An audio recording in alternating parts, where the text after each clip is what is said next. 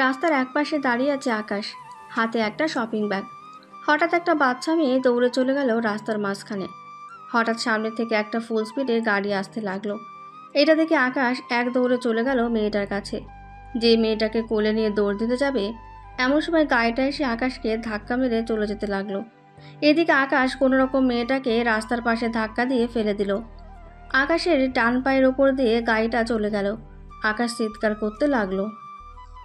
আ আ আ আ আকাশের চিৎকার শুনে আশেপাশের সকল লোক এসে আকাশকে ধরে তাড়াতাড়ি করে হাসপাতালে নিয়ে গেল। এদিকে আকাশ ব্যথা সহ্য না করতে পেরে অজ্ঞান হয়ে গেল। জ্ঞান ফিরতেই দেখতে পেল সে হাসপাতালের বেডে শুয়ে আছে। পাশে তাকাতেই দেখতে পেল তার আম্মু বসে আছে চোখ বন্ধ করে।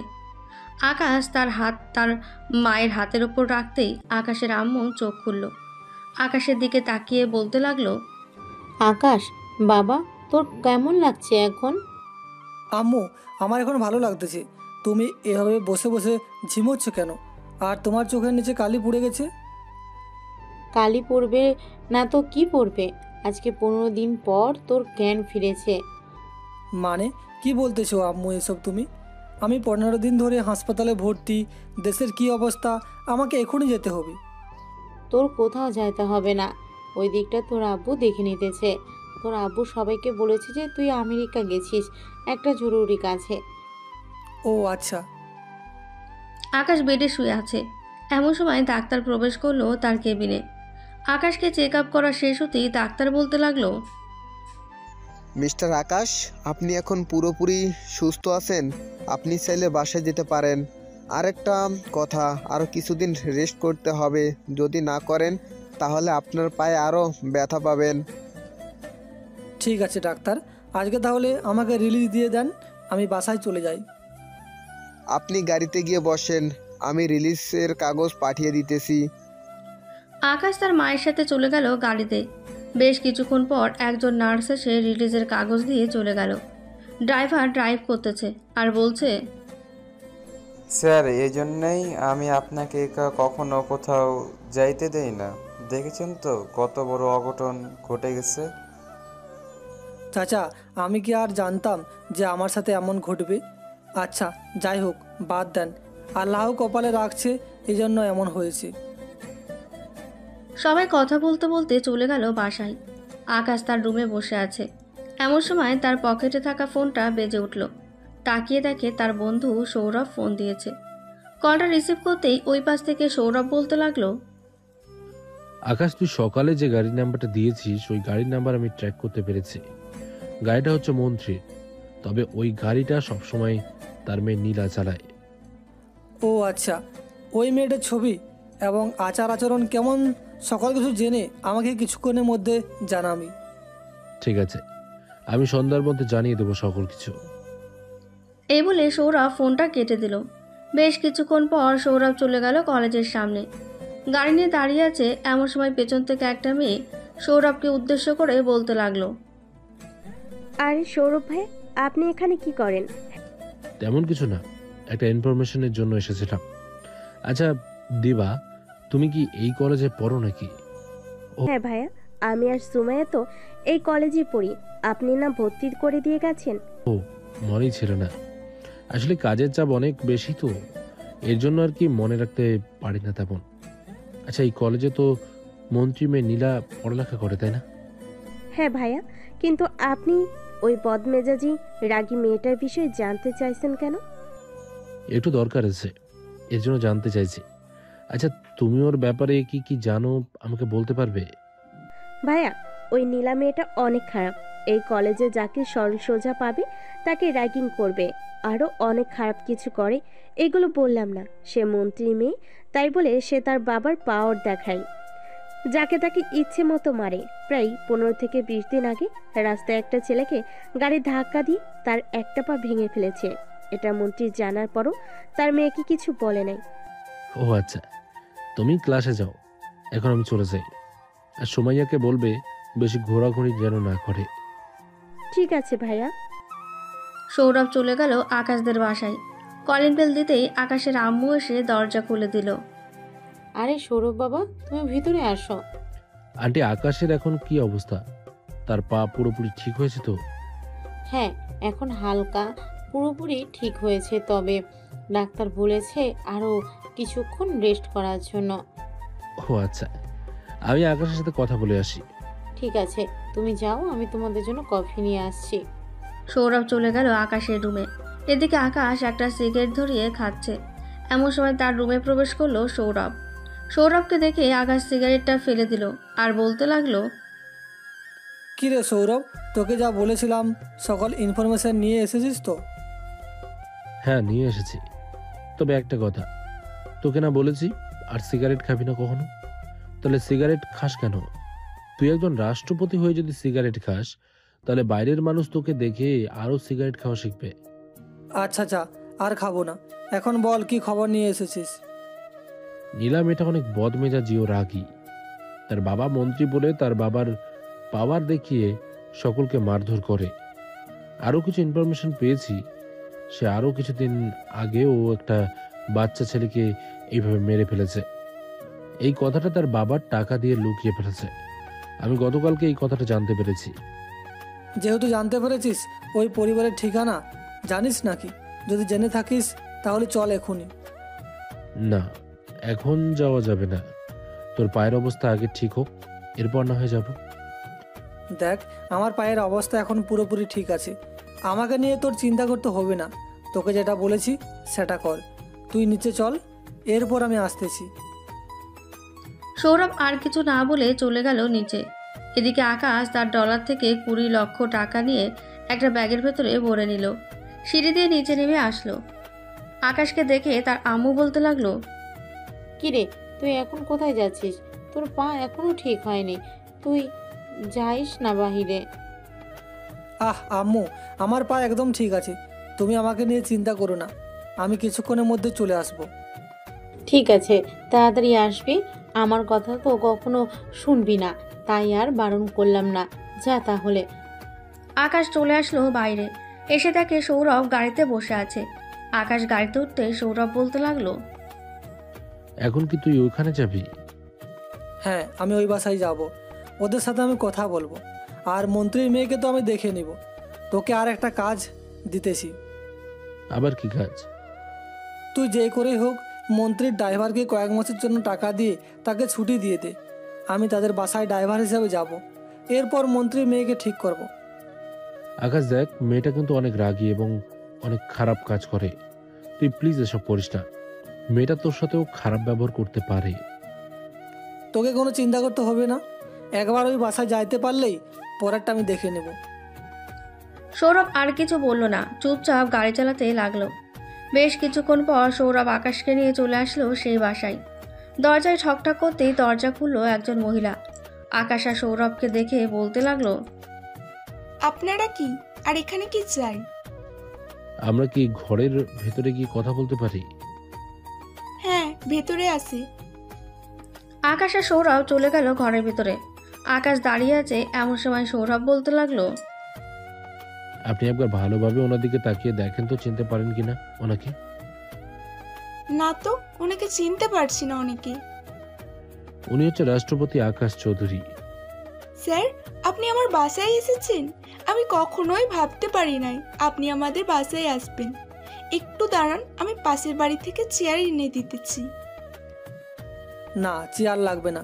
আমি যেটার জন্য এসেছি তার সঠিক উত্তর চাই। জি বলেন, কি জানতে এসেছেন? মন্ত্রী আপনাকে কত টাকা দিয়েছে আপনার ছেলেকে যে মেরে ফেলেছে এটার জন্য? এই কথাটা শুনে মহিলাটা কান্না করে দিল। কি বলবে কিছুই বুঝে উঠতে পারছে না, কারণ তার একটা মাত্র সন্তান। বেশ কিছুক্ষণ কান্না করার পর আকাশ সান্ত্বনা দিয়ে বলতে লাগলো, আপনি বলেন, আপনার কোনো কিছু হবে না। আমি আছি আপনার পাশে।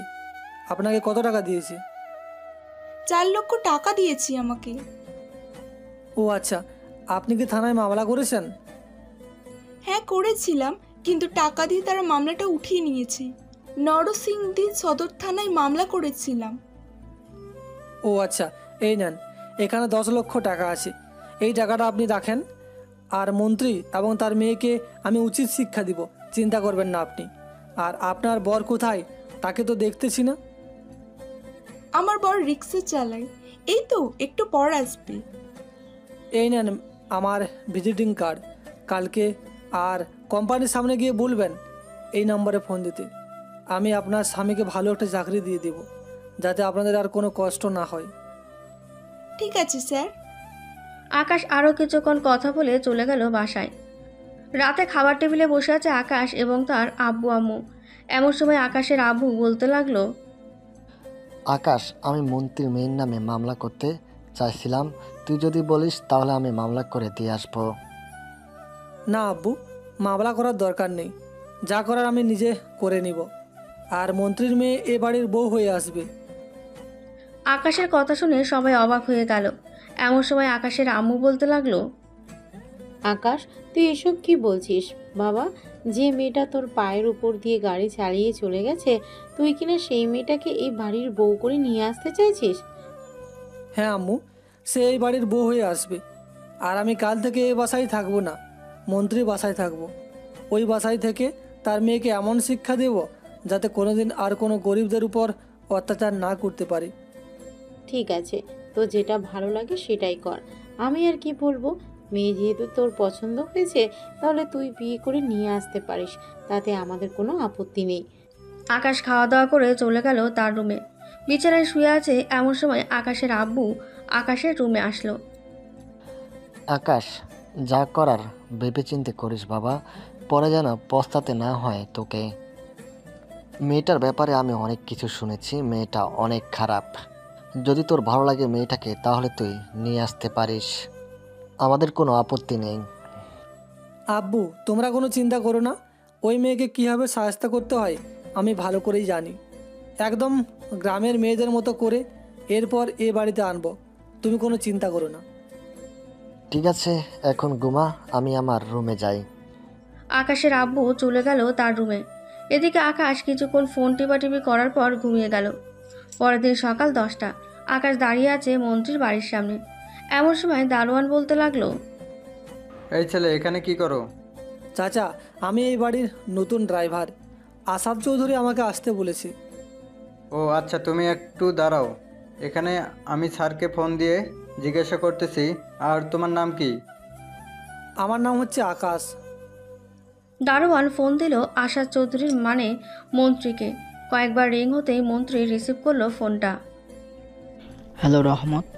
স্যার, আপনি নাকি আকাশ নামের একজন ড্রাইভারকে আসতে বলেছেন এই বাসায়? হ্যাঁ, আসতে বলেছি। চলে এসেছেন নাকি? যদি চলে আসে তাহলে আমার বাড়ির ভিতরে পাঠিয়ে দাও, তার সাথে আমি কথা বলে নিচ্ছি। ঠিক আছে স্যার। দারোয়ান ফোনটা কেটে দিয়ে আকাশকে ভেতরে নিয়ে গেল। বেশ কিছুক্ষণ পর আকাশ কলিং বেলে টিপ দিল। প্রায় 2 থেকে 3 মিনিট পর একজন কাজের লোক এসে দরজা খুলে দিল। ভিতরে আসেন, স্যার সোফায় বসে আছে। আকাশ কোনো কথা না বলে চলে গেল সোফার কাছে। গিয়ে দেখে মন্ত্রী এবং তার মেয়ে বসে বসে চা খাচ্ছে। আকাশকে দেখে মন্ত্রী বলতে লাগলো, নীলামা, এটা হচ্ছে তোর নতুন ড্রাইভার। আমি আর চাই না তুই রাস্তায় এইভাবে গাড়ি চালাস আর মানুষকে মেরে ফেলিস। আজকে থেকে আকাশ গাড়ি চালাবে, তুই যেখানে যাবি সেখানে আকাশ যাবে। আবু, আমার ব্যবহার তুমি ভালো করেই জানো। এই আকাশ নাকি পাতাল, তাকে ভালো করে বুঝিয়ে দাও আর বলো 10 মিনিটের মধ্যে রেডি হতে, আমি কলেজ যাব। এই বলে লীলা উঠে চলে গেল তার রুমে। এদিকে আকাশ দাঁড়িয়ে আছে মন্ত্রীর সামনে। এমন সময় মন্ত্রী বলতে লাগলো, আমার মেয়েটা একটু বদমেজাজি এবং রাগী, তুমি তাকে কিছু বলো না। সে যা কিছু করুক তুমি একটু সহ্য করে নিও। ঠিক আছে স্যার, আপনি কোনো চিন্তা করবেন না, আমি ম্যাডামকে কোনো কিছুই বলবো না। ম্যাডাম কোন গাড়িটা ইউজ করে আমাকে বলেন, আমি সেই গাড়িটা পরিষ্কার করে নিতেছি। বাইরে গিয়ে দেখো, কালো মার্সিডিস একটা গাড়ি আছে, ওইটা সবসময় ইউজ করে নীলা। এই নাও গাড়ির চাবি। আকাশ গাড়ির চাবিটা নিয়ে চলে গেল বাইরে। গাড়িটার সামনে এসে দাঁড়িয়ে বলতে লাগলো, তুই আমার একটা পা ভেঙে ফেলেছিস, তোকে তো আমি ছেড়ে দিব না, চিন্তা করিস না, তোকে আমি ঠিক করে ফেলবো কিছুদিনের মধ্যেই। এই বলে আকাশ গাড়িটা পরিষ্কার করে ড্রাইভিং সিটে বসে আছে। বেশ কিছুক্ষণ পর নীলা আসলো।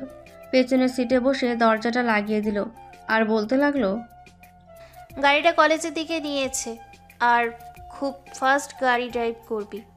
গাড়িতে বেশিক্ষণ বসে থাকতে আমার বিরক্ত লাগে।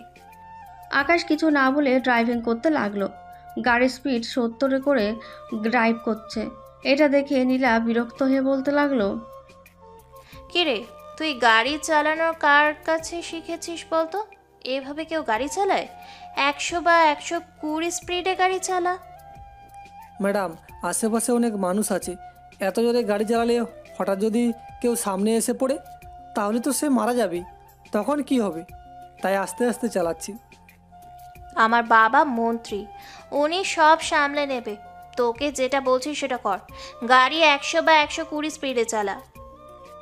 আকাশ গাড়ির স্পিড আর একটু বাড়িয়ে 90-এ নিয়ে চালাতে লাগলো। বেশ কিছুক্ষণের মধ্যে চলে আসলো কলেজে। নীলা গাড়ি থেকে নেমে চলে গেল কলেজের ভিতরে। এদিকে আকাশ গাড়িটা পার্কিং করে চলে গেল কলেজের ক্যান্টিনে। আকাশকে দেখে সবাই দাঁড়িয়ে গেল আর বলতে লাগলো, স্যার আপনি এখানে? আরে তোমরা কাকে কি বলতেছো? আমাকে স্যার বলতেছো কেন? আমি তো নীলা ম্যাডামের গাড়ির ড্রাইভার। স্যার আপনি রাষ্ট্রপতি, আমরা আপনাকে খুব ভালো করেই চিনি। আপনি কেন আমাদের সাথে মজা করতে চান? আরে না, আমি রাষ্ট্রপতি হতে যাব কেন? আমার মতো হয়তো সেম চেহারা রাষ্ট্রপতির, তাই হয়তো তোমরা আমাকে রাষ্ট্রপতি ভাবছো। বসো বসো তোমরা। এই বলে আকাশ একটা কফি নিয়ে খেতে লাগলো। বেশ কিছুক্ষণ পর আকাশ চলে আসলো গাড়িতে। ড্রাইভিং সিটে বসে জানালার কাঁচ খুলে দিয়ে বসে আছে। এমন সময় একটা পিচ্চি ছেলে এসে আকাশের কাছ থেকে টাকা চাইতে লাগলো। ভাইয়া ভাইয়া আমাকে 10টা টাকা দিবেন, আমার খুব ক্ষুধা লাগছে। ক্ষুধা লাগছে? পাশে তো হোটেল আছে, ওখানে গিয়ে খাবার খেলেই তো পারিস। আর এইভাবে ভিক্ষা করতেছিস কেন? ভিক্ষা না করে কাজ করলেই তো পারিস। আমি ছোট বলে আমাকে কেউ কাজ দেয় না, তাই তো ভিক্ষা করতে হচ্ছে। প্লিজ ভাইয়া আমাকে 10টা টাকা দেন। আমার সাথে আয় হোটেলে, যা খেতে চাইবি তাই খাওয়াবো। এই বলে আকাশ ছেলেটাকে নিয়ে চলে গেল হোটেলে। খাওয়া দাওয়া শেষ করে বাইরে আসতেই ছেলেটা আকাশের পা জড়িয়ে ধরে বলতে লাগলো, ভাইয়া আপনাকে অনেক ধন্যবাদ। আসলে আমি গত 3 দিন ধরে কিছুই খাওয়া দাওয়া করি নাই। ধন্যবাদ দিতে হবে না, এই নে এই কার্ডটা নিয়ে এই জায়গায় চলে যা। ওইখানে দেখবি তোর মতো আরও হাজারো ছেলে আছে। ওইখানে তুই থাকতে পারবি, খাইতে পারবি 3 বেলা, এবং ফ্রিতে পড়ালেখাও করাবে। তোর কোনো কিছু করা লাগবে না, যা করার সব ওরাই করবে। ঠিক আছে ভাইয়া, এখন তাহলে আমি যাই। এই বলে ছেলেটা চলে গেল। এদিকে আকাশ মুচড়ে একটা হাসি দিয়ে আবারও চলে আসলো গাড়ির কাছে। এসে দেখে নীলা দাঁড়িয়ে আছে। নীলাকে দেখে বলতে লাগলো, ম্যাডাম আপনি কখন আসছেন এখানে? আমি এসেছি প্রায় 5 মিনিট হয়ে গেছে। তুই এই 5 মিনিট কোথায় ছিলি? তোকে কিসের জন্য রাখা হয়েছে? সারাক্ষণ গাড়ির ভিতরে বসে থাকবি? তুই আমার ড্রাইভার। আসলে ম্যাম ছোট্ট একটা ছেলে। তোর কোনো কথা শুনতে চাই না আমি। যা তাড়াতাড়ি গাড়ি স্টার্ট কর আর নিউ মার্কেটে চল। আকাশ জ্বর খেয়ে কিছু বলল না, চলে আসলো ড্রাইভিং সিটে। নীলাকে নিয়ে চলে গেল নিউ মার্কেটে। আকাশ ড্রাইভিং সিট থেকে নেমে গাড়ির দরজাটা খুলে দিতেই নীলা নেমে আসলো গাড়ির ভেতর থেকে আর বলতে লাগলো, চল আমার সাথে। জি ম্যাডাম চলেন। এই বলে আকাশ চলে গেল নীলার পিছু পিছু। বেশ কিছুক্ষণ ঘোরাঘুরির পর নীলা কয়েকটা ড্রেস কিনলো। ড্রেস কেনা শেষ হতেই নীলা বলতে লাগলো, ড্রেসগুলো টাকা দিয়ে তাড়াতাড়ি গাড়িতে আয়। কিন্তু ম্যাডাম আমি কেন টাকা দিব? আর আমি এত টাকা কোথায় থেকে পাবো? আপনার একটা ড্রেসের দাম তো প্রায় 25 থেকে 30,000 টাকা। তুই আমার গাড়ির ড্রাইভার, তুই টাকা দিবি না তো কে দিবে টাকা? যেটা বলছিস সেটা কর, তাড়াতাড়ি গাড়িতে আয় টাকা দিয়ে। এই বলে নীলা চলে গেল গাড়িতে। এদিকে আকাশ কাউন্টারে এসে জিজ্ঞাসা করতে লাগলো, ভাই ওনার কত টাকা বিল হয়েছে? স্যার ওনার 1,65,000 টাকা বিল হয়েছে। এই নেন ক্রেডিট কার্ড, এখান থেকে টাকা রেখে দেন। কাউন্টারের ছেলেটা ক্রেডিট কার্ড হাতে নিতেই আমতা আমতা করতে করতে বলতে লাগলো, স্যার আপনি যেটা বলেছি সেটা করেন, আর একদম চুপ। আমি এখানে এসেছি এটা যাতে কেউ না জানে। ঠিক আছে স্যার, এই নেন আপনার ক্রেডিট কার্ড, 10% ডিসকাউন্ট রাখা হয়েছে।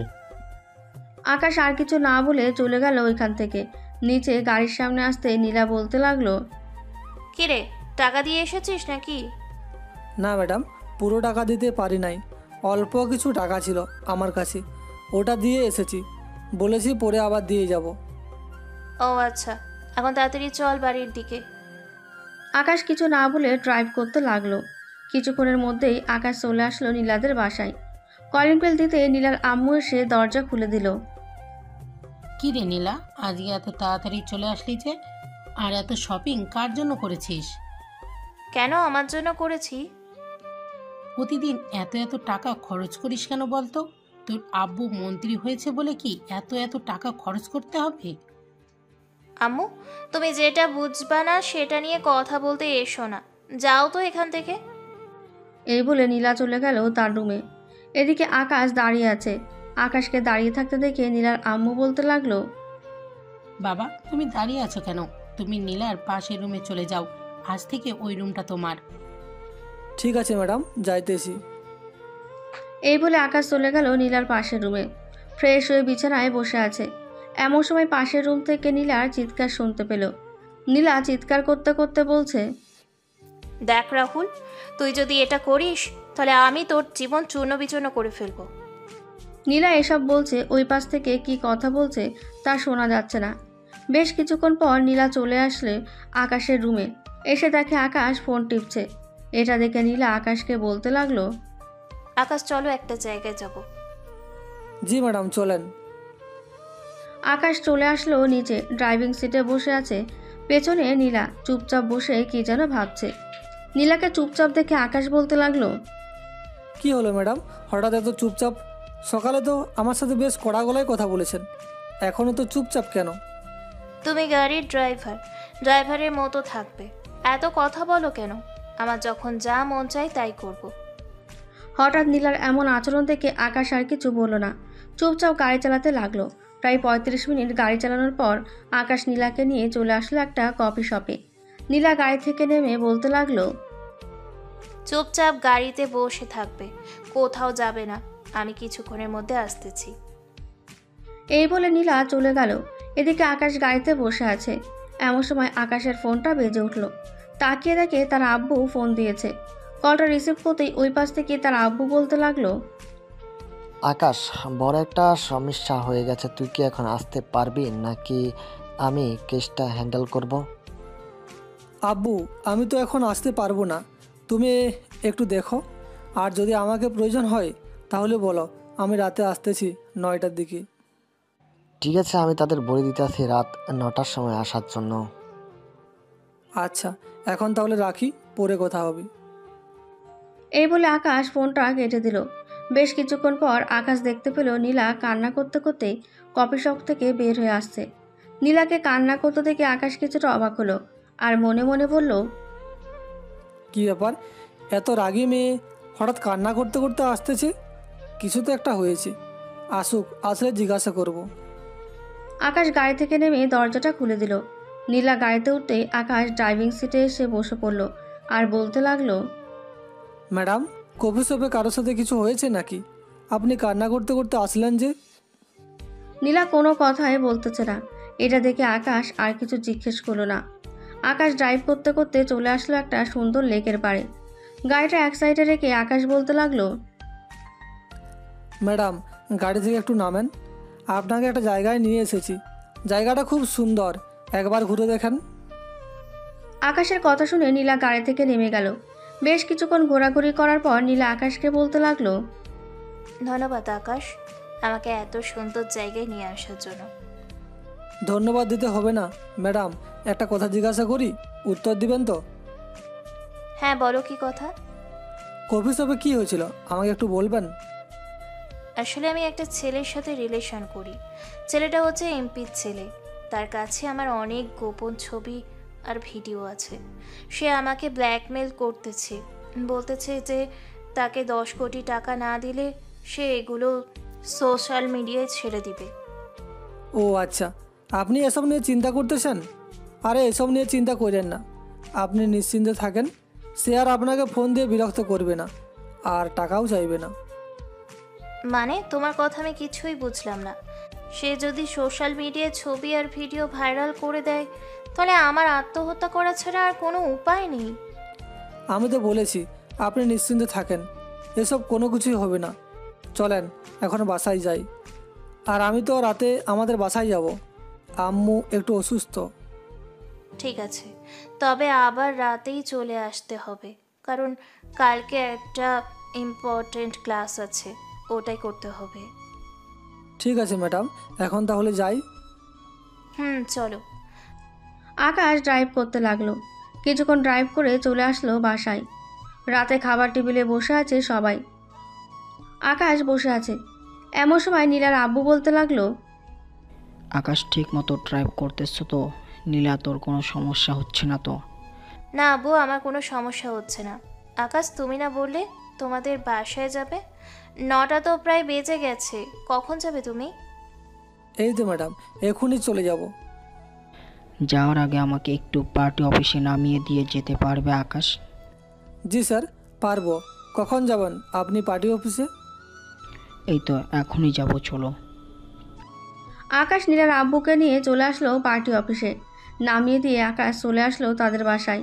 তার ড্রেস চেঞ্জ করে রাষ্ট্রপতির ড্রেস এবং মুখে একটা কালো মাস্ক পরে নিল।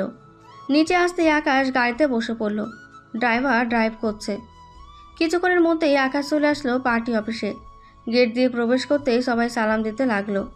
আকাশ গাড়ি থেকে নেমে সোজা চলে আসলো কেবিনে। এসে তাকে সকল মন্ত্রী, এমপি এবং অন্যান্য অফিসাররা বসে আছে। আকাশ তার চেয়ারে বসতে সবাই সালাম দিতে লাগলো। সালাম দেওয়া শেষ হতেই আকাশের আব্বু বলতে লাগলো, মন্ত্রী, আপনি কি যেন বলতে চাইছিলেন? স্যার, আমি বলতে চাইছিলাম যে গত কিছুদিন ধরে এই কলেজে অনেক মাদক এবং মেয়ে পাচার হচ্ছে। আপনি যদি ওই দিকটা খেয়াল রাখতেন তাহলে খুব ভালো হতো। আমাকে যদি সব কিছু খেয়াল রাখতে হয় তাহলে আপনাদের এমপি মন্ত্রী বানিয়েছে কেন? আপনারা কিসের জন্য এমপি মন্ত্রী হয়েছেন? আর মন্ত্রী, আপনাকে বলতেছি, গত কয়েক মাস আগে আপনার মেয়ে একটা কার অ্যাক্সিডেন্ট করেছে। ওই অ্যাক্সিডেন্টে একটা পিচ্চি ছেলে মারা গেছে। আপনি ওই ছেলের পরিবারকে 4 লক্ষ টাকা দিয়েছেন। এটা কি সত্যি? ওয়ে না মানে স্যার। ওই না মানে স্যার, আপনাকে সব বলতে বলি নাই, যেটা সত্যি সেটা বলেন। আর ওই ছেলের পরিবার আপনার মেয়ের নামে মামলা করতে গিয়েছিল। আপনি নাকি টাকা দিয়ে পুলিশকে কিনে রেখেছেন। মিরাজ, তুমি একজন পুলিশ প্রধান হয়ে এসব যদি খেয়াল না করো তাহলে তোমাকে আমি বরখাস্ত করতে বাধ্য হব। সরি স্যার, আসলে এই ব্যাপারটা আমি জানি না, জানলে আগে থেকেই এসব সমাধান করে রাখতাম। এখন তো সব কিছু শুনেছ। আর মন্ত্রী, আপনাকে বলতেছি, আপনার মেয়েকে সাধারণভাবে চলাচল করতে বলেন, তা না হলে কিন্তু আপনার মেয়ের বড় বিপদ হবে। ঠিক আছে স্যার, আমি আমার মেয়েকে সাবধান করে দিব, সে আর কোনোদিন এসব করবে না। আর আপনারা সবাই দেশের খেয়াল রাখবেন। আমি যেখানেই থাকি না কেন, যদি আমার চোখে কোনো খারাপ কিছু পড়ে তাহলে আপনাদের চেয়ার থেকে উঠাতে আমার 1 মিনিটও সময় লাগবে না। আশা করি বুঝতে পেরেছেন। এখন তাহলে আমি যাই। এই বলে আকাশ চলে গেল বাইরে। তার গাড়িতে উঠে বসে আছে। বেশ কিছুক্ষণ পর আকাশের আব্বু আসলো আর বলতে লাগলো, আকাশ, তুই বাসায় চলে যা, আমি একটু অফিসে যাব। ওখানে একটু কাজ আছে, কাজটা শেষ করে বাসায় যাব। ঠিক আছে আব্বু, এখন তাহলে আমি যাই, আর সাবধানে আইসো। এই বলে আকাশ চলে গেল তার বাসায়। কলিং বেল দিতেই আকাশের আম্মু এসে দরজা খুলে দিল। কিরে আকাশ, তুই কি এখনো চলে যাবি নাকি থাকবি আজকে এখানে? আম্মু, আমি এখানে চলে যাব, আবার কয়েকদিন পর আসবো। তোর জন্য রান্না করেছিলাম, খাবার খেয়ে যা।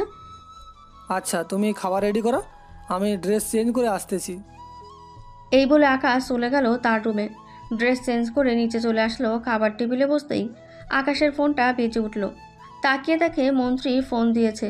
কলটা রিসিভ করতেই মন্ত্রী বলতে লাগলো, আকাশ, তুমি কোথায় আছো এখন? স্যার, আমি আমাদের বাসায় আছি। কেন? আমাকে এসে নিয়ে যেতে পারবে? আচ্ছা, আপনি 10 মিনিট ওয়েট করেন, আমি আসতেছি এখনই। ঠিক আছে, তাড়াতাড়ি আসো। আকাশ তার আম্মুকে উদ্দেশ্য করে বলতে লাগলো, আম্মু, তুমি খাবারটা একটা ছোট্ট বাটিতে দিয়ে দাও, আমি এখনই চলে যাব। খাবারটা খেয়ে যা। না আম্মু, সময় নেই, তুমি খাবারটা তাড়াতাড়ি একটা বাটিতে ভরে দাও। আকাশের আম্মু খাবারটা একটা ছোট্ট বাটিতে ভরে দিয়ে দিল। আকাশ খাবারটা নিয়ে চলে আসলো নিচে। মন্ত্রী গাড়িটা নিয়ে সোজা চলে গেল পার্টি অফিসের সামনে। আকাশ তার ফোনটা বের করতেই মন্ত্রী এসে হাজির। আর ফোন দিতে হবে না আমাকে, আমি চলে এসেছি। আকাশ দরজাটা খুলে দিতেই মন্ত্রী গাড়ির ভেতরে এসে বসে পড়ল। আকাশ ড্রাইভ করতে করতে চলে আসলো মন্ত্রীর বাসায়। কলিং বেল দিতেই মন্ত্রীর স্ত্রী এসে দরজা খুলে দিল। আকাশের হাতে বক্স দেখে বলতে লাগলো, আকাশ, তোমার হাতে এটা কি? আমার আম্মু রান্না করে দিয়েছে খাওয়ার জন্য। ও আচ্ছা, যাও তাহলে রুমে, রাত অনেক হয়েছে, খাবার খেয়ে ঘুমিয়ে পড়ো। আকাশ চলে গেল তার রুমে, খাবার খেয়ে ঘুমিয়ে গেল। সকাল 6টা। আকাশ উঠে জগিং করতে লাগলো। পুশ আপ দিতে চেয়ে এমন সময় নীলা এসে হাজির। আকাশের শরীরের দিকে হাঁ করে তাকিয়ে আছে। এটা দেখে আকাশ বলতে লাগলো, কি ম্যাডাম এরকম হাঁ করে তাকিয়ে কি দেখছেন? তুমি সামান্য ড্রাইভার হয়ে এত সুন্দর সিক্স প্যাক বডি বানিয়েছো কিভাবে? এমনিতেই বানিয়েছি। আপনি কয়টায় কলেজে যাবেন? এখন তো মনে হয় 7টা বাজে। আমি 9টা 10-এ বের হব। আচ্ছা তাহলে তুমি পুশ আপ মারো, আমি তাহলে এখন যাই। এই বলে নীলা চলে গেল তার রুমে। ফ্রেশ হয়ে বসে আছে এমন সময় নীলা ফোনটা বেজে উঠল। কলটা রিসিভ করতেই ওই পাশ থেকে তার বান্ধবী বলতে লাগলো, কি রে নীলা, তোর গাড়ির ড্রাইভার দেখতে তো মার্শাল্লাহ, আমার অনেক পছন্দ হচ্ছে। তোর বডিগার্ডের সাথে রিলেশন করিয়ে দিবি কি আমাকে? আচ্ছা এটা ফাউল কথা বলিস না ফারজানা, সে আমার গাড়ির ড্রাইভার, তাকে নিয়ে কথা বললে আমি কিন্তু ছেড়ে দেব না। ওমা, তোর কথা শুনে তো মনে হচ্ছে তুই এই ড্রাইভারকে প্রেমে পড়ে গেছিস। ফারজানা এখন কিন্তু ভালো হচ্ছে না, রাখলাম, কলেজে দেখা হবে। এই বলে নীলা ফোনটা কেটে দিল। বেশ কিছুক্ষণ পর আকাশ চলে আসলো তার রুমে। ফ্রেশ হয়ে কলেজের জন্য রেডি হয়ে চলে আসলো নিচে। খাবার টেবিলে বসতেই মন্ত্রী বলতে লাগলো, আকাশ, তুমি নীলাকে কলেজে নামিয়ে দিয়ে বাসায় এসে আমাকে একটা জায়গায় নিয়ে যাবে, আমি ঠিকানা বলে দিব। ঠিক আছে স্যার, আমি নীলা ম্যাডামকে কলেজে নামিয়ে দিয়ে আপনাকে এসে নিয়ে যাব। আবু তুমি কোথায় যাবে? একটা কাজ আছে, ওই কাজটা করতে হবে। ও আচ্ছা। খাওয়া দাওয়া করে আকাশ চলে আসলো নিচে। গাড়িটা পরিষ্কার করে ড্রাইভিং সিটে বসে আছে। বেশ কিছুক্ষণ পর নীলা আসলো। পেছনের সিটে বসতে যাবে হঠাৎ কি যেন মনে করে আকাশের পাশের সিটে এসে বসে পড়লো। এটা দেখে আকাশ বলতে লাগলো, কি ব্যাপার ম্যাডাম, হঠাৎ আপনি সামনে এসে বসেছেন? কেন, সামনে আসলে কি কোনো সমস্যা? না ম্যাডাম, কোনো সমস্যা না। আপনাদের গাড়ি, আপনাদের সব কিছু, আমার কোনো সমস্যা হবে? এই বলে আকাশ গাড়ি চালাতে লাগলো। বেশ কিছুক্ষণ পর আকাশ চলে আসলো কলেজে। নীলাকে নামিয়ে দিয়ে চলে আসলো বাসায়। কলিং বেল দিতেই কাজের লোক এসে দরজা খুলে দিল। আকাশকে দেখে বলতে লাগলো, স্যার বলেছে আপনাকে তার রুমে যেতে। ঠিক আছে, যাইতেছি। এই বলে আকাশ চলে আসলো মন্ত্রীর রুমে। এসে দেখে মন্ত্রী 2টা ব্যাগে টাকা ভরছে। এটা দেখে আকাশ কোনো কিছুই বলল না। দরজার বাইরে দাঁড়িয়ে বলতে লাগলো, স্যার ভিতরে আসতে পারি? হ্যাঁ আকাশ, ভিতরে আসো, তোমার জন্য অপেক্ষা করছিলাম। এই 2টা ব্যাগ গাড়িতে নিয়ে রাখো। আকাশ জেনেও না জানার ভান করে বলতে লাগলো, স্যার এই 2টা ব্যাগের ভিতরে কি আছে? এই 2টা ব্যাগের ভিতর টাকা আছে, যাও গাড়িতে গিয়ে রাখো, আমি আসতেছি। আকাশ চলে আসলো নিচে। ব্যাগ 2টা পেছনের ডিকিতে রেখে দিয়ে চলে আসলো ড্রাইভিং সিটে। বসে বসে ভাবতে লাগলো, এই টাকাগুলো নিয়ে কোথায় যাবে এবং কি করবে আমাকে সব কিছু জানতে হবে। এরপর আমি এই মন্ত্রী বিচার করব। যদি ভালো কাজে লাগাই তাহলে তো ভালো, আর যদি খারাপ কাজে লাগাই তাহলে তার উচিত শিক্ষা দিব। এইসব ভাবতেছে আকাশ। এমন সময় মন্ত্রী আসলো। পেছনের সিটে বসে বলতে লাগলো, আকাশ, তোমার হোয়াটসঅ্যাপে দেখো একটা লোকেশন পাঠিয়েছি, ওই লোকেশনে যাও। ঠিক আছে স্যার, যাইতেছি। এই বলে আকাশ ওই লোকেশনে যেতে লাগলো। বেশ কিছুক্ষণ যাওয়ার পর আশেপাশে শুধু জঙ্গল আর জঙ্গল দেখতে পেল।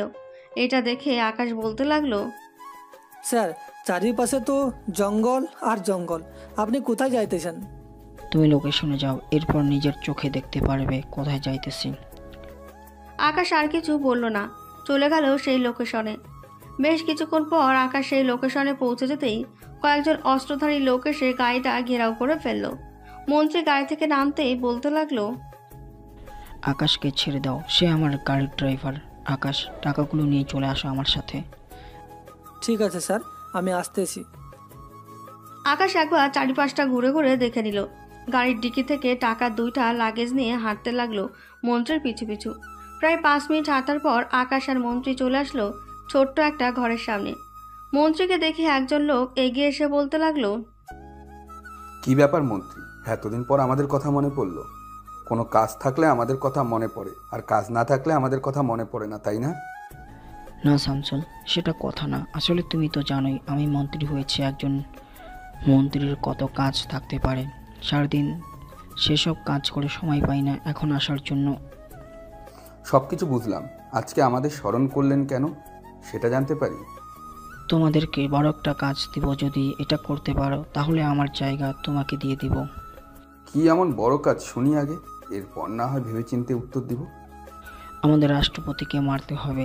শালা সবসময় আমাদের কাজে বাধা দেয়। কিছুদিন আগে প্রায় 90 কোটি টাকার ড্রাগস, মাদক এবং অন্যান্য অস্ত্র সব নিয়ে গেছে। এটা আমার পক্ষে সম্ভব না, কারণ সে একজন রাষ্ট্রপতি। তার আগে পিছনে অনেক পুলিশ এবং তার বডিগার্ড তো আছেই। একবার যদি জানতে পারে তাহলে বুঝতেই পাচ্ছেন কি হতে পারে। দেখো শামসুল, রাষ্ট্রপতি এখন আগের মতো আর বডিগার্ড নিয়ে বের হয় না, সে একা একা বের হয় এখন। সো তাকে তোমরা অনায়াসে মারতে পারবে। ঠিক আছে, রাজি হলাম। আমাদের কত কোটি টাকা দিবেন এই কাজের জন্য? এই 2টা লাগেজের ভিতরে 15 কোটি টাকা আছে। এখন আপাতত তাকে খতম করো, এরপর না হয় তোমাদের টাকা দিয়ে ভরে দিব। আর এরকম 5 থেকে 7টা লাগেজ। ঠিক আছে। আর এটা তো আপনার ড্রাইভার, সে যদি এই কথাগুলো অন্য মানুষকে বলে দেয় তাহলে কিন্তু আপনি এবং আমরা দুজনেই সমস্যায় পড়ে যাব। সে কখনোই বলবে না, আর যদি বলে তাহলে তো তার পুরো পরিবারকে শেষ করে দিব। আকাশ, আশা করি তুমি সব বুঝে গেছো। কাউকে কিছু বলবে নাকি? না স্যার, আমি এসব বলে নিজে এবং নিজের পরিবারকে মারতে চাই না। আপনি যা খুশি তাই করেন। আমি আপনার বাড়ির সামান্য মাত্র ড্রাইভার, কিছু টাকার বিনিময়ে কাজ করি আপনার এখানে। এই তো বুদ্ধি হয়েছে এখন তোমার। শামসুল, তুমি কাজে লেগে পড়ো। আকাশ, চলো এখন আমরা বাসায় যাই। আমাকে নামিয়ে দিয়ে আবার তুমি কলেজে যাবে নীলাকে আনার জন্য। ঠিক আছে স্যার, চলেন তাহলে। এই বলে আকাশ চলে আসলো গাড়িতে। ড্রাইভিং সিটে বসে ড্রাইভ করতে লাগলো আর মনে মনে বলতে লাগলো, মন্ত্রী পদে দাঁড় করিয়েছি আমি, আর তুই আমাকে মারতে যাচ্ছিস? দাঁড়া, তোর ব্যবস্থা করতেছি। এইসব ভাবতেছে আকাশ। এমন সময় মন্ত্রী বলে উঠল, আকাশ, নীলার খেয়াল রাখবে সব সময়। তাকে একা কোথাও যেতে দেবে না, কারণ সে আমার প্রাণ ভোমরা। মানে বুঝলাম না স্যার। সে তো আপনার মেয়ে, তাহলে সে আপনার প্রাণ ভোমরা হয় কি করে? সে আমার মেয়ে না, সে হচ্ছে রাশেদ চৌধুরীর মেয়ে। এখন যে প্রধানমন্ত্রী আছে তার মেয়ে হচ্ছে নীলা। নীলা যখন 5 বছর বয়স তখন আমি তাকে কিডন্যাপ করে নিয়ে চলে আসি আমার বাসায়। এরপর থেকে প্রধানমন্ত্রীকে বিভিন্ন কৌশলে এবং অন্যান্য মাধ্যমে তার কাছ থেকে টাকা দেই করি এবং বিভিন্ন খারাপ কাজ যেমন ড্রাগস এবং অন্যান্য জিনিস এক দেশ থেকে আরেক দেশে পাচার করি। ও আচ্ছা, প্রধানমন্ত্রী আপনাকে চিনতে পারেন নাই নাকি? আমাকে চিনবে কি করে? আমি তো সবসময় 1 নাম্বার দিয়ে কল করি না।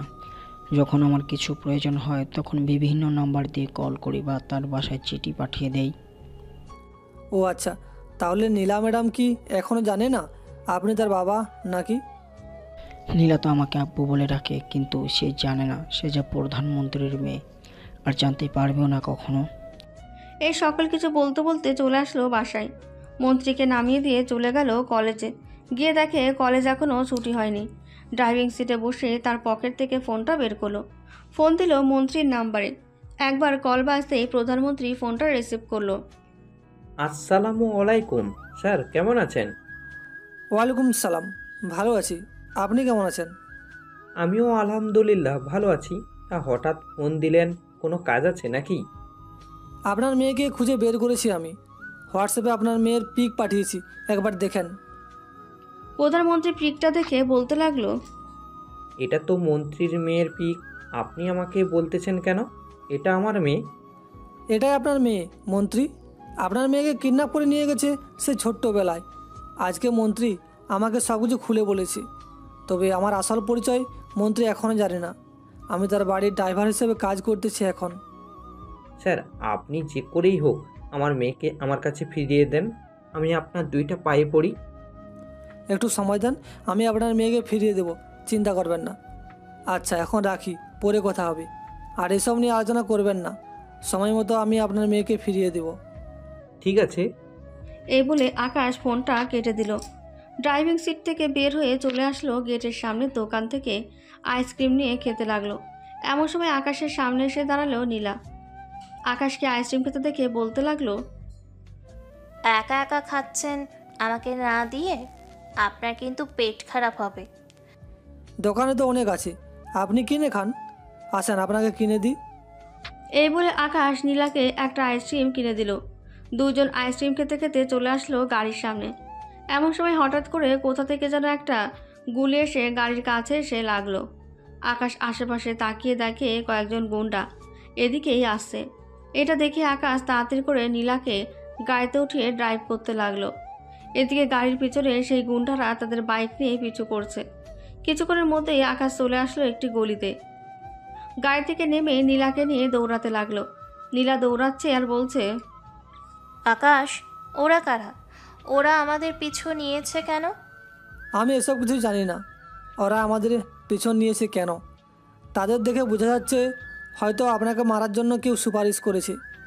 আপনাকে একটা সেফ জায়গায় লুকিয়ে রাখতেছি, আপনি বাইরে বের হবেন না, যা কিছু হয়ে যাক না কেন। কিন্তু তুমি কোথায় থাকবে? আমি ওদেরকে নিয়ে কোথাও একটা চলে যাই। আমি যতক্ষণ না আসতেছি ততক্ষণ তুমি ওই বাসা থেকে বের হবে না। এই বলে আকাশ নীলাকে নিয়ে চলে আসলো ইমনদের বাসায়। কলিং বেল দিতেই ইমনের আম্মু এসে দরজা খুলে দিল। আকাশকে দেখেই বলতে লাগলো, কি ব্যাপার আকাশ, তোমাকে এত চিন্তিত মনে হচ্ছে কেন? আর তুমি এভাবে ঘামতেছো কেন? আন্টি, এসব বলার সময় নেই এখন।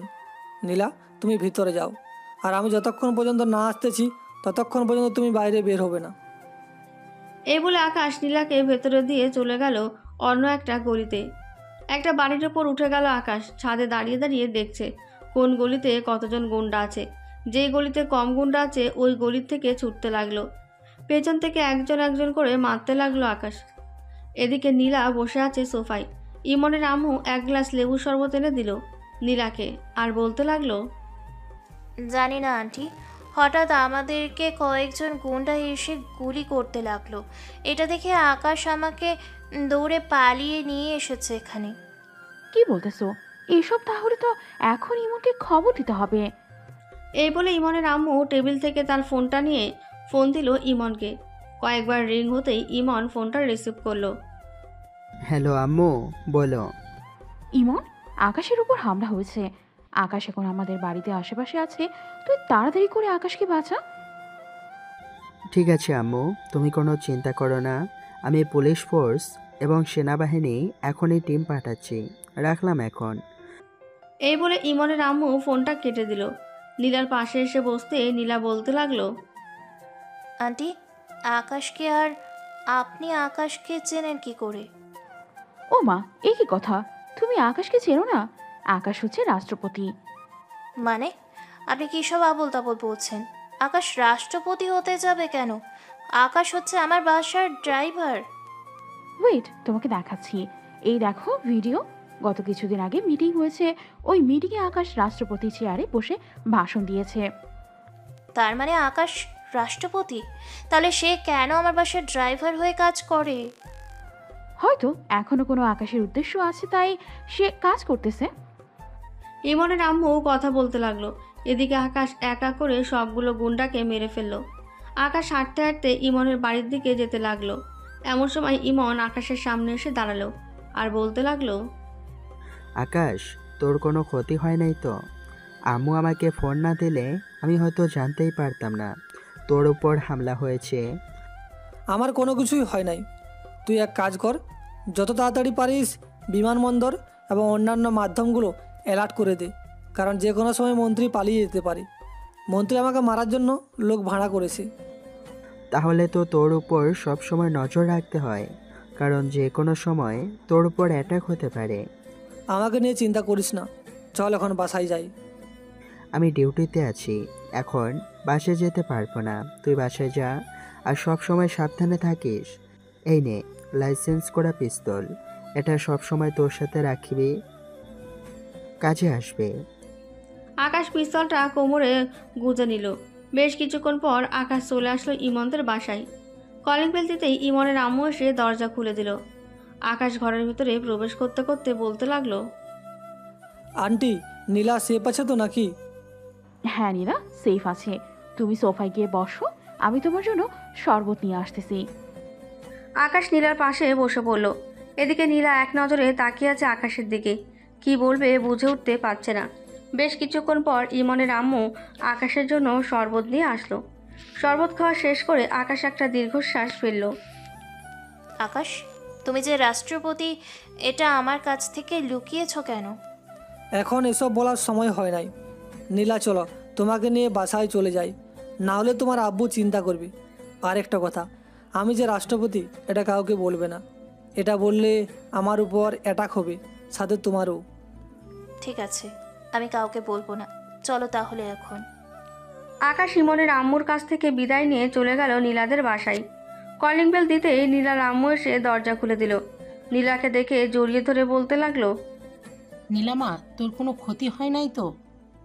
না আম্মু, আমার কোনো ক্ষতি হয় নাই। আকাশ আমাকে বাঁচিয়ে নিয়েছে গুন্ডাদের হাত থেকে। আকাশ বাবা, তোমাকে অনেক ধন্যবাদ নীলাকে বাঁচানোর জন্য। যাও, দুজনেই ফ্রেশ হয়ে আসো, আমি তোমার জন্য খাবার রেডি করতেছি। স্যারকে তো দেখতেছি না, উনি কোথায়? উনি একটু বাইরে গেছে বেশ কিছুক্ষণ আগে।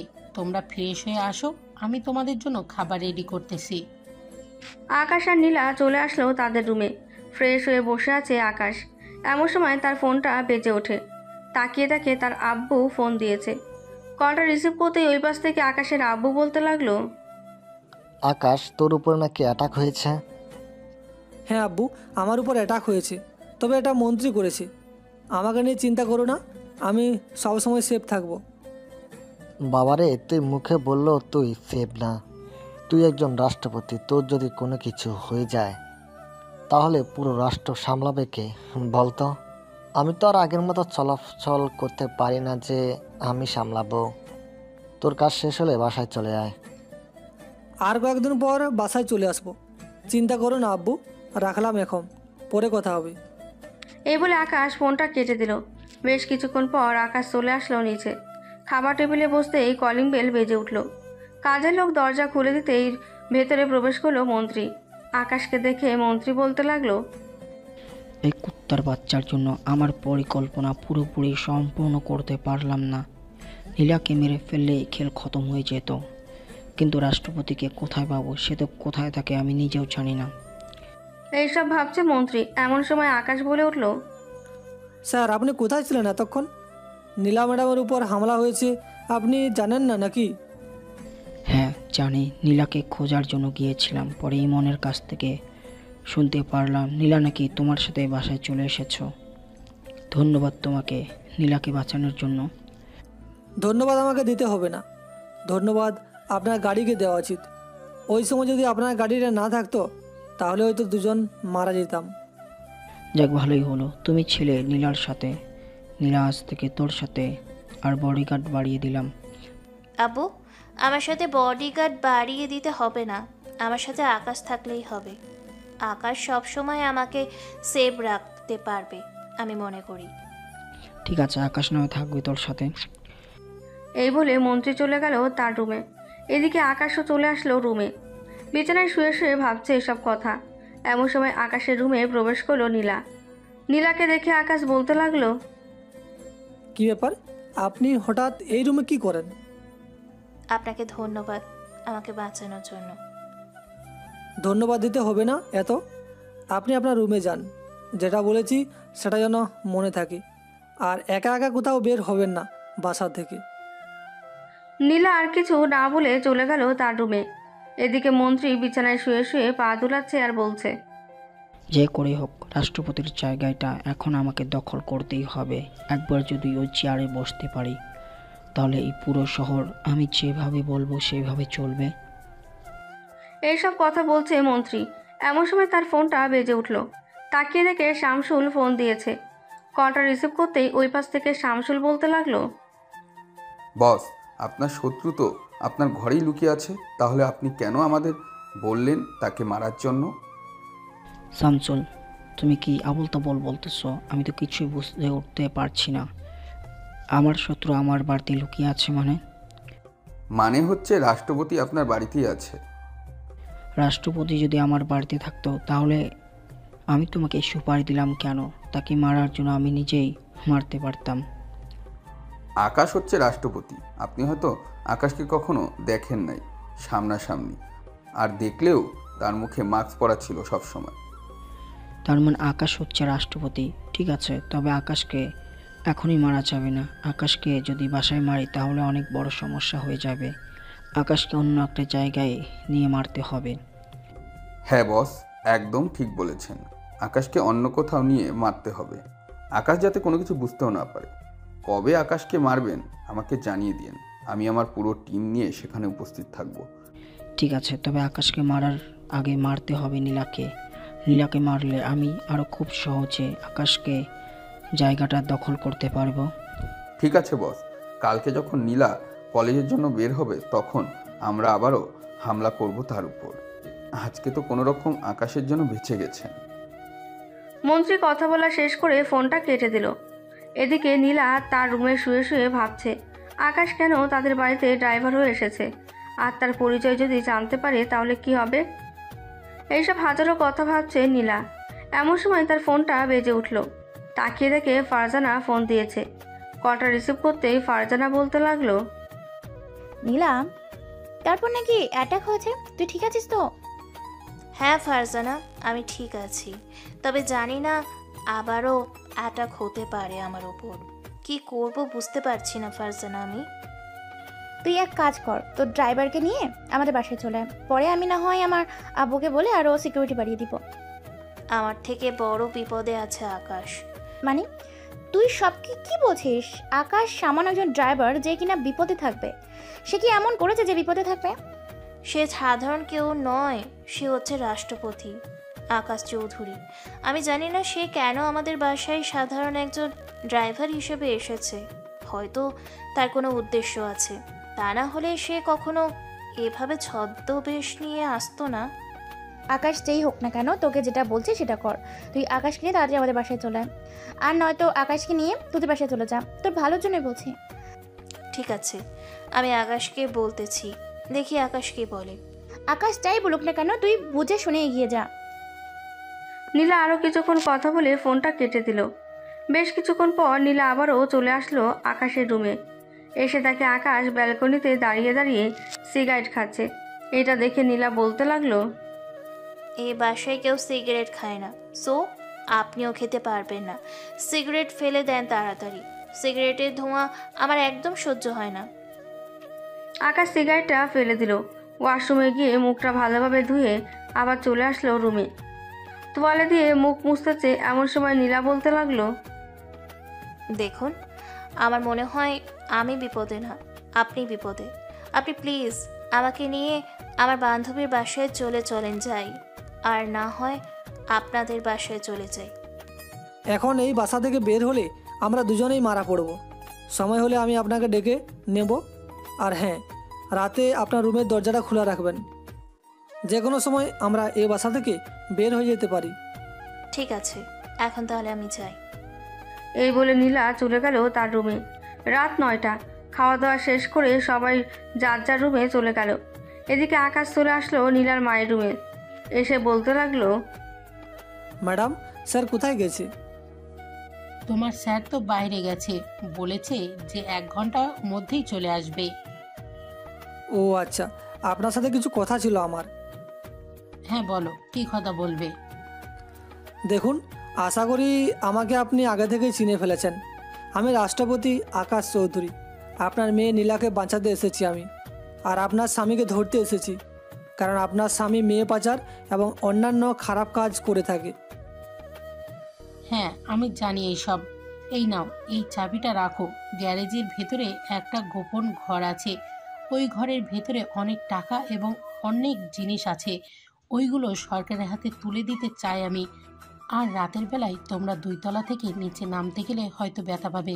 এই নাও, আমার 4টা শাড়ি নিয়ে যাও। 2টা করে বেঁধে আশা করি নিচে নেমে যেতে পারবে। ধন্যবাদ আপনাকে আমাদের এতটা সাহায্য করার জন্য। তবে আপনার কি হবে আপনাকে যদি ওরা মেরে ফেলে তখন? আমাকে কখনোই মারবে না ওই মন্ত্রী, কারণ সে আমাকে খুব ভালোবাসে। আমাদের বিবি হয় নাই তো কি হয়েছে, সে আমাকে ছেড়ে দেয় নাই। যদি ছেড়ে যেত তাহলে ভাবতাম উনি আমাকে ভালোবাসে না।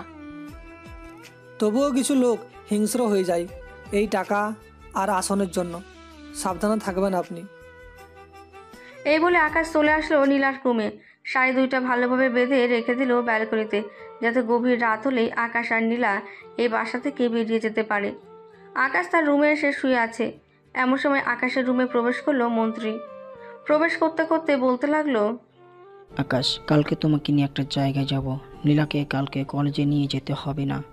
আমি প্রিন্সিপাল স্যারকে বলে দিয়েছি যে নীলার অনেক বিপদ, এই জন্য নীলা কয়েকদিন কলেজে যেতে পারবে না। ভালো করেছেন স্যার। আমি আর আপনাকে বলবো ভাবছিলাম। আচ্ছা, আমি সকালে রেডি থাকবো। এখন তাহলে আপনি যান, আমি ঘুমাই। আচ্ছা ঠিক আছে, ঘুমা তাহলে তুমি। মন্ত্রী চলে গেল তার রুমে। এদিকে আকাশ গভীর রাতে অপেক্ষায় বসে আছে। রাত প্রায় 2টা। আকাশ চলে আসবে মন্ত্রীর রুমের সামনে। দরজাটা হালকা খুলে দেখতে লাগলো মন্ত্রী ঘুমিয়ে গেছে নাকি ঘুমায়নি। মন্ত্রী নাক ডেকে ঘুমাচ্ছে। আকাশ এটা দেখে চলে আসলো নীলার রুমে। এসে দেখে নীলাও ঘুমাচ্ছে। নীলাকে ঘুমাতে দেখে আকাশ ডাকতে লাগলো, নীলা, এই নীলা, ওঠো, আমাদেরকে এখনই বের হতে হবে। চলো। আকাশ সবার প্রথমে নীলাকে নামিয়ে দিয়েছে। আকাশও আস্তে আস্তে নেমে যেতে লাগবে। দুজনে পেছনের গেট দিয়ে চলে আসলো বাইরে। হাঁটতে হাঁটতে চলে আসলো একটা গলির ভেতরে। আশেপাশে তাকিয়ে তাকিয়ে কেউ নেই। এটা দেখে আকাশ নীলাকে নিয়ে আবারও শর্টকাটে হাঁটা শুরু করলো তার বাড়ির দিকে। কিছুক্ষণের মধ্যেই চলে আসলো তার বাসার সামনে। গেট দিয়ে প্রবেশ করতে যাবে এমন সময় হঠাৎ একটা গুলি এসে আকাশের হাতে লাগলো। আকাশ তাড়াতাড়ি করে বাড়ির ভেতরে চলে গেল। আকাশের বডিগার্ডরা আশেপাশে লাগলো। কোথায় থেকে গুলি এসেছে। আকাশ তাড়াতাড়ি করে চলে আসলো ঘরে। হাত থেকে গুলি বের করতে লাগলো ডাক্তার। আকাশের বাসায় সবসময় একজন ডাক্তার থাকে। বেশ কিছুক্ষণের মধ্যে গুলিটা বের করে ফেললো ডাক্তার। গুলির জায়গায় ব্যান্ডেজ করে দিল আর ব্যথা ওষুধ দিয়ে দিল। দেখেছিস, আমি তোকে বলেছিলাম না তোর বিপদ হতে পারে। যাক, বাসায় চলে এসেছিস, এটাই অনেক।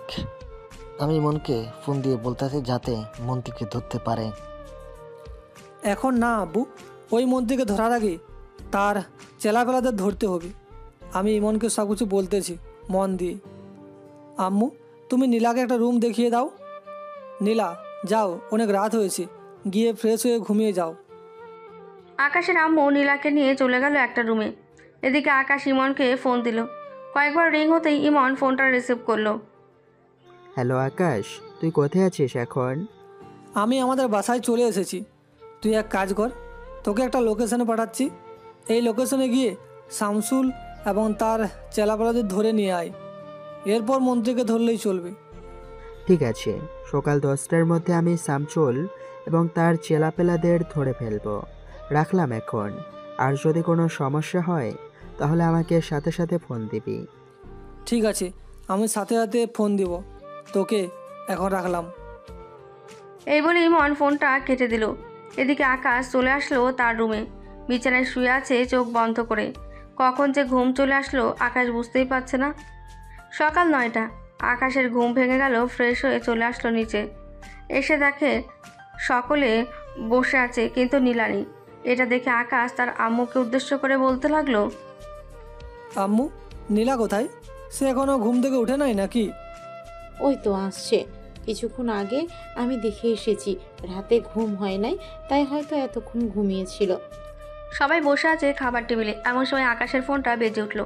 কলটা রিসিভ করতে ওই পাশ থেকে মন্ত্রী বলতে লাগলো, আকাশ, তুই আমার সকল কিছু শেষ করে দিয়েছিস। আমি তোকে ছেড়ে দিব না। ওই নীলাকে মারবো, সাথে তোকেও মারবো। তুই আমার অনেক ক্ষতি করেছিস। আমার টিকিটাও ছুতে পারবি না তুই। তার আগেই তোকে ধরে ফেলবো। ওই দেখ, তোর জম চলে এসেছে। বাইরে পুলিশের গাড়ির হর্ন বাজতেছে। তুই আমার সাথে এটা খুব খারাপ কাজ করেছিস। আমি তোকে কখনোই মাফ করব না। এই বলে মন্ত্রী ফোনটা কেটে দিল। এদিকেই ইমন মন্ত্রীর বাড়ির নিচে দাঁড়িয়ে আছে। তার পুরো টিম মন্ত্রীর পুরো বাড়ি ঘেরাও করে রেখেছে। ইমন হাতে একটা মাইক নিয়ে বলতে লাগলো, মন্ত্রী, আপনাকে সম্মান দিয়ে বলতেছি, আপনি আমাদের হাতে ধরা দেন, তা না হলে কিন্তু আমরা উপরে আসতে বাধ্য হব। উপরে আসলে ভালো করেই জানেন কি হতে পারে। বেশ কিছুক্ষণ পর মন্ত্রী বেরিয়ে আসলো, তার হাতে একটা পিস্তল। এটা দেখে ইমন বলতে লাগলো, হাত থেকে পিস্তল নিচে নামান, তা না হলে আমি গুলি করতে বাধ্য হব। তোমার গুলি করতে হবে না, আমি নিজেই গুলি করে নিতেছি আমার মাথায়। এই বলে যেই মন্ত্রী তার পিস্তলটা দিয়ে তার মাথায় গুলি করতে যাবে, এমন সময় ইমন তার হাতে থাকা পিস্তলটা দিয়ে মন্ত্রীর হাতে গুলি করে পিস্তলটা ফেলে দিল। পিস্তলটা পড়ে যেতেই কয়েকজন অফিসারের সেই ঘিরে ধরল মন্ত্রীকে।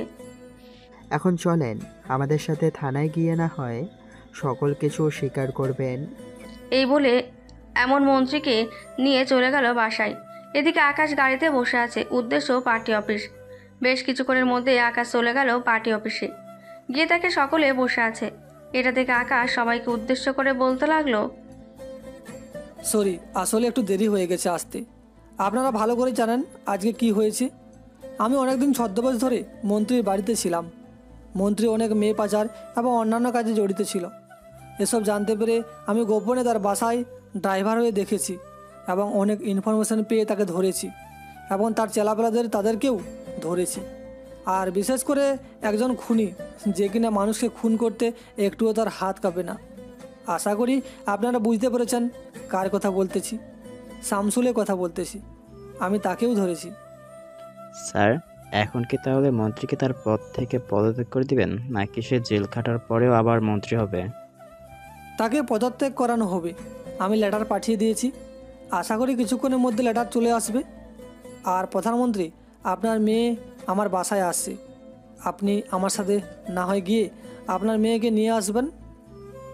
স্যার, আপনাকে অনেক অনেক ধন্যবাদ আমার মেয়েকে এত বছর পর আমার কাছে ফিরিয়ে দেওয়ার জন্য। সব আল্লাহর ইচ্ছা। আল্লাহ যা চায় ভালোর জন্যই চায়। আর আপনাদের ব্যাপারে যদি এসব খারাপ কিছু লেখা থাকে, তাহলে মনে করেন মন্ত্রীর চাইতে আরও বেশি ভয়ঙ্কর কিছু হবে আপনাদের সাথে। এই বলে আকাশ চলে গেল নিচে। গাড়িতে উঠে পড়ল। বেশ কিছুক্ষণ পর আকাশ, প্রধানমন্ত্রী এবং আরও কয়েকজন বডিগার্ড চলে আসলো আকাশদের বাসায়। কলিং বেল দিতেই আকাশের আম্মু এসে দরজা খুলে দিল। সবাই ভেতরে চলে গেল। সবাই বসে আছে, এমন সময় নীলা আসলো। নীলাকে দেখে প্রধানমন্ত্রী নীলাকে জড়িয়ে ধরল আর বলতে লাগলো, মা, কেমন আছিস তুই? কত বছর পর তোকে দেখলাম। আলহামদুলিল্লাহ ভালো আছি, কিন্তু আমি তো আপনাকে চিনলাম না। আপনি কি? নীলা, এটাই হচ্ছে তোমার আসল বাবা। তোমার যখন 5 বছর বয়স, তখন তোমাকে কিডন্যাপ করেছে ওই মন্ত্রী। এরপর থেকে তুমি মন্ত্রীর কাছে বড় হয়েছো। প্রায় 14 বছর পর ওনার সাথে তোমার দেখা হয়েছে, তাই তুমি ওনাকে চিনতে পারছো না। উনি তোমার আসল আব্বু। এটা শুনে নীলা কান্না করে দিল তার আব্বুকে জড়িয়ে ধরে। বিকেলে খাওয়া দাওয়া করে প্রধানমন্ত্রী এবং নীলা চলে গেল তাদের বাসায়। এদিকে আকাশ বসে আছে তার রুমে। এমন সময় আকাশের আম্মু প্রবেশ করলো আকাশের রুমে আর বলতে লাগলো, আকাশ, তুই না বলেছিলি নীলাকে এ বাড়ির বউ করে নিয়ে আসবি? নীলা তো চলে গেছে, তাহলে নিয়ে আসবি কি করে? আম্মু, ভাগ্যে হয়তো ছিল না, তাই চলে গেছে। আর যদি থাকতো তাহলে নিশ্চয়ই ফিরে আসবে, চিন্তা করো না। হ্যাঁ, ঠিক বলছিস। আচ্ছা, তুই এখন ঘুমা। কতদিন ঘুমাসনি, তোর চোখের নিচে কালি পড়ে গেছে। আম্মু, তুমি যাও। আকাশের আম্মু চলে গেল। এদিকে আকাশ বিছানায় চোখ বন্ধ করে শুয়ে আছে। কখন যে ঘুমিয়ে গেছে খেয়াল নেই। রাত প্রায় 10টা। এমন সময় আকাশের ঘুম ভেঙে গেল।